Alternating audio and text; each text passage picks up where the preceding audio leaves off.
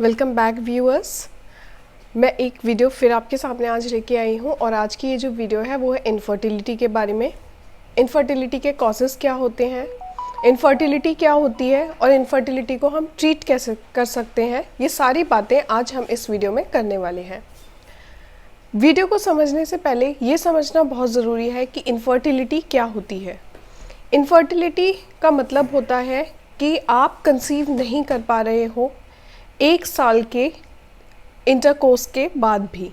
अगर आप 1 साल तक बेबी के लिए ट्राई कर रहे हो और फिर भी आप प्रेग्नेंट नहीं हो रहे हो या कंसीव नहीं कर पा रहे हो तो उसको हम रेफ़र करते हैं इनफर्टिलिटी।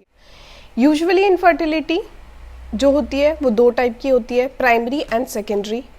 प्राइमरी इनफर्टिलिटी मतलब अभी तक आपने एक बार भी कंसीव नहीं किया है और आप एक बार भी माँ नहीं बने हो या आपके आज तक कभी बच्चा नहीं ठहरा है। सेकेंडरी इनफर्टिलिटी जो होती है वो होती है ऐसे कि अगर आपको एक बेबी है और उसके बाद आपको दूसरा बच्चा नहीं हो रहा तो उसको हम रेफ़र करते हैं एज सेकेंडरी इनफर्टिलिटी। तो वीडियो में आगे बढ़ते हैं और जानते हैं इनफर्टिलिटी के कॉजेज़ क्या क्या होते हैं। सबसे इम्पॉर्टेंट चीज़ क्या होती है फीमेल्स में जो इनफर्टिलिटी को कॉज करती है वो होता है ओवुलेशन। ओवुलेशन अगर किसी भी रीज़न की वजह से हिंडर हो रहा हो या इम्प्रॉपर हो रहा हो या सही से नहीं हो रहा हो, अंडे नहीं बन रहे हैं किसी महिला में, तो वो उसके बच्चा नहीं ठहर सकता, वो कंसीव नहीं कर सकती। आपको कंसीव करने में बहुत ही ज़्यादा दिक्कत होगी अगर आपको ओवुलेशन से रिगार्डिंग प्रॉब्लम है। ओवुलेशन से रिगार्डिंग प्रॉब्लम्स हार्मोनल्स भी होती हैं। हार्मोन कंट्रोल करने पर ओवुलेशन जो है वो ठीक हो जाता है और प्रेगनेंसी जो है वो कंसीव हो जाती है। लेकिन अगर ओवुलेशन प्रॉपर नहीं है और उसका कोई आपको स्पेसिफिक रीज़न भी पता नहीं चल रहा है तो हो सकता है कि इनफर्टिलिटी जो है वो बनी रहे और आप प्रेग्नेंट ना हो पाए। डिसऑर्डर्स में आ जाते हैं हमारे polycystic ovarian disease, hormonal diseases, chemotherapy या कोई भी ऐसी बीमारी जिसकी वजह से हमारे हार्मोन्स जो हैं वो डिसबैलेंस हो रहे हो या उनमें उतार चढ़ाव हो रहा हो, वो कॉज करते हैं हिंड्रेंस ऑफ ओवुलेशन। मतलब ओवुलेशन प्रॉपर नहीं हो पाता। एंड जनरल सी बात है, अगर ओवुलेशन ही प्रॉपर नहीं हो पाएगा तो प्रेगनेंसी जो है वो कंसीव नहीं होगी या डिले होगी या कंसीव करने में बहुत ही ज़्यादा प्रॉब्लम होगी। सेकेंड पॉइंट जो आता है वो आता है हमारा fallopian tube blockage. Fallopian tube क्या होता है वो समझते हैं। हमारी यूट्रस से ओवरी तक एक कनेक्टिंग ट्यूब होता है जिसको बोला जाता है फैलोपियन ट्यूब। जब एग फॉर्मेशन होता है ओवरी में तो वो फैलोपियन ट्यूब के थ्रू आता है हमारे यूट्रस में और वहाँ पे जो है एम्ब्रियो फॉर्मेशन होता है। अगर फैलोपियन ट्यूब ब्लॉकेज है तो जनरल सी बात है, ना तो स्पर्म ओवरी तक जा पाएगा, ना ही ओवरी से एग रिलीज होके यूट्रस में आ पाएगा, जिसकी वजह से फर्टिलाइजेशन का जो प्रोसेस है वो हिंडर होगा, फर्टिलाइजेशन नहीं हो पाएगा और कंसीव नहीं कर पाएंगे, आप प्रेग्नेंट नहीं हो सकते। फैलोपियन ट्यूब ब्लॉकेज जो है वो कभी कभी ट्रीटेबल होता है।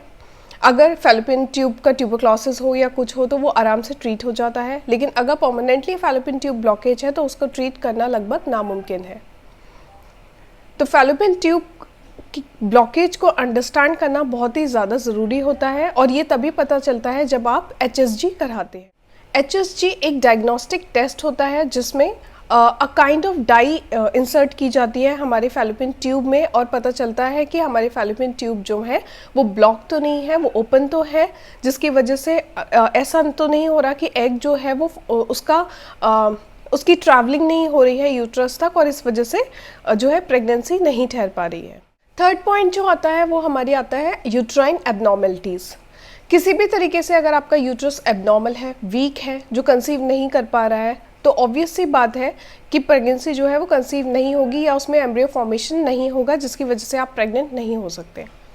फोर्थ चीज़ जो आती है वो एज है। अगर आपकी एज बहुत ज़्यादा है तो डेफिनेटली आपके हार्मोन्स भी इफ़ेक्ट होंगे, आपका ओवुलेशन भी इफ़ेक्ट होगा, आपकी यूट्रस भी वीक होगी, जिसकी वजह से कंसीव करना बहुत ही ज़्यादा मुश्किल हो जाता है। अब बात करते हैं causes of infertility in men. Men's में इनफर्टिलिटी कैसे कॉज होती है। सबसे इम्पॉर्टेंट चीज़ जो होती है वो होता है स्पर्म काउंट। अगर आपके स्पर्म काउंट जो नीडेड क्वांटिटी है उतने नहीं है या फिर उससे ज़्यादा नहीं है तो डेफिनेटली प्रेगनेंसी जो है वो कंसीव नहीं हो सकती। स्पर्म एबनॉर्मलिटीज़, स्पर्म मोर्टेलिटी, ये डिपेंड करती है कितना हाई राइज तक स्पर्म जो है वो ट्रैवल कर सकता है एक फीमेल के यूट्रस में। ये भी बहुत इंपॉर्टेंट होता है कंसीविंग के लिए।